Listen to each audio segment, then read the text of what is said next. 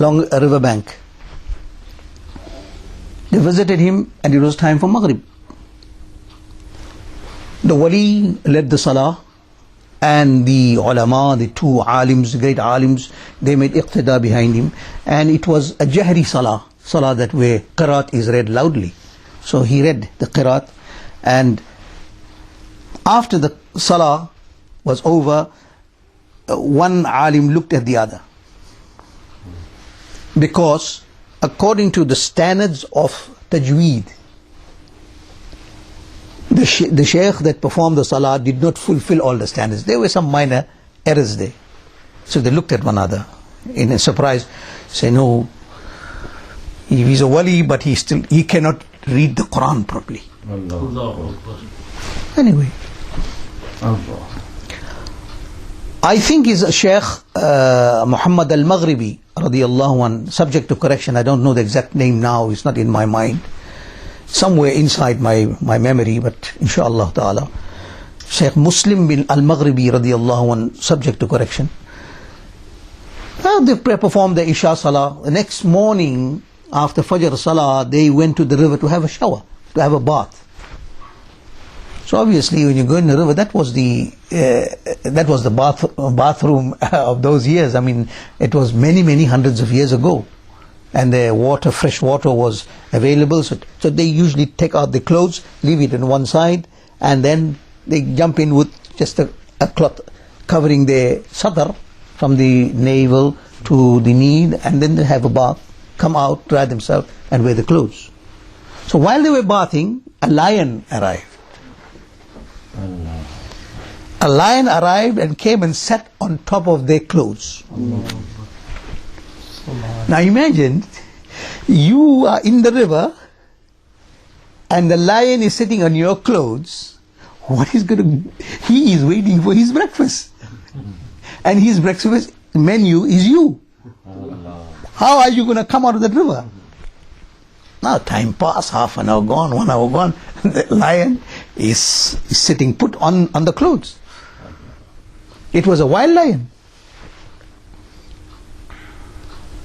So breakfast was served and the Shaykh asked, where's my mehman?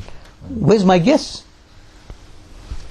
So the khadim, they said, oh master, they are involved in a very big dilemma. They're in big problems. Say, my mehman?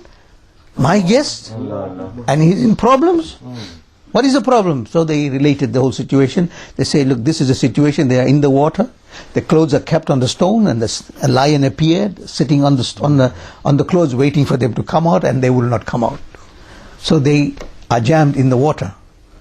So the Shaykh said, yes, I want to go and see what's happening. As the Shaykh went there, so yes, it's true, the lion is sitting on the clothes, and the two ulama are inside the water, they are actually shaking, because you don't know what is going to be the situation. They can't come out. I mean, you can't stay long in water, it's cold. So the Shaykh went up to the lion and gave the lion 2 tight slaps. Slapped the lions and said that you have come and created fear in my guests, in the heart of my guests, and you are troubling my guests. Get out from here and go back to your place and don't ever come back here. The lion put his head down in shame, bowed his head, and walked away into the jungle, never to be seen again. When the ulama saw this, they were very happy, they were relieved from their dilemma and their problem. They walked out, wiped themselves, and the Shaykh said, I am sorry that this had to happen, you are my mehman, and I apologize for this inconvenience that was caused to you by a wild animal. Anyway, breakfast is ready, come, let's go and have breakfast. So while they were walking for breakfast with the Shaykh tells them, it is true that I am not in the standard that you are looking for to make the tilawat of the Qur'an. Nobody, they didn't mention this to any single person, only between them two, between themselves. They held this secret about the comment that they had about the qiraat of the Shaykh, of the Wali of Allah. He says, it's true. You all know the recitation better than I do. But you have rectified your tongue, therefore you are afraid of the animal. I have rectified my heart, therefore the animal is scared of me. You understand? Now this is the state that Allah subhanahu wa ta'ala blesses His awliya. And by the mercy of Allah, even this quality that the wali had, the perception, how did he pick up what is in the heart of an individual? It is very difficult to pick up what you have, an intention. Right? Now I will prove to you from the Qur'an and Hadith, not only the intention, but every movement of your body is known by the Nabi sallallahu alaihi wasallam. He's so haazir and naazir. He's so alert. I will give you proofs from the Holy Qur'an. Direct Quranic proofs whereby Allah subhanahu wa ta'ala clarifies and enunciates that my Nabi that I sent to you is the perfect human ever created, second to none, without any reference or without any similarity to any other creation.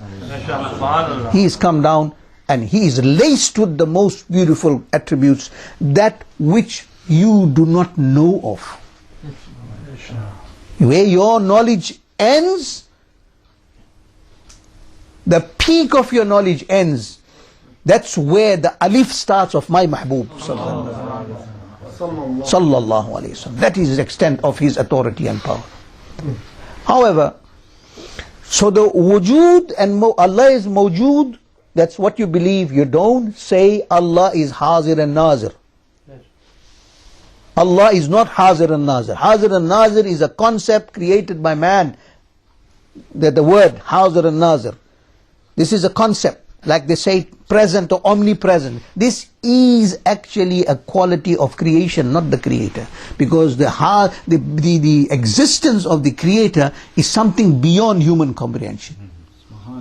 Anything that is beyond your comprehension or comprehension of the mind or of the human, you cannot find a word for it.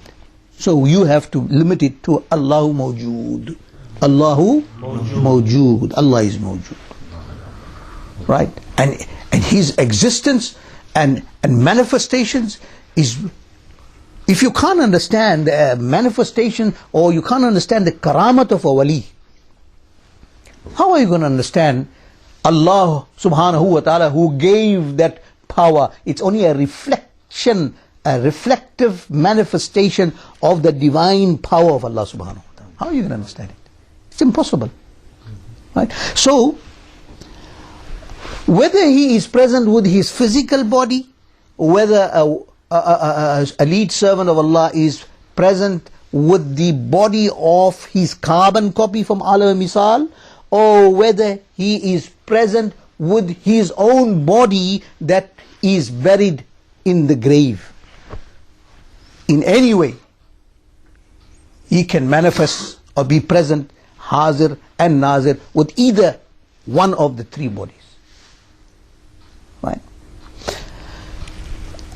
Now, if I'm going to elaborate on alami misal and also the alami malakut, the angelic power, then we are going to go into a very long session tonight, and I'm trying to keep it as brief as possible for you to understand and not go into very much detail, because this series will be continuing inshallah subhanahu wa ta'ala. Subject is so delicate.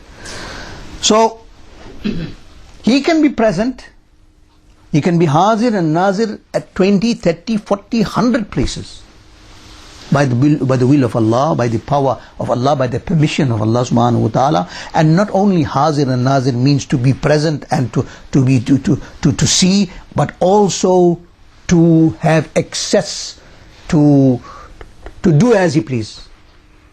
That within his power, what powers he has, he can exercise those powers. Right? We find the great the Ghaus Huzur Sayyidina Shaykh Abdul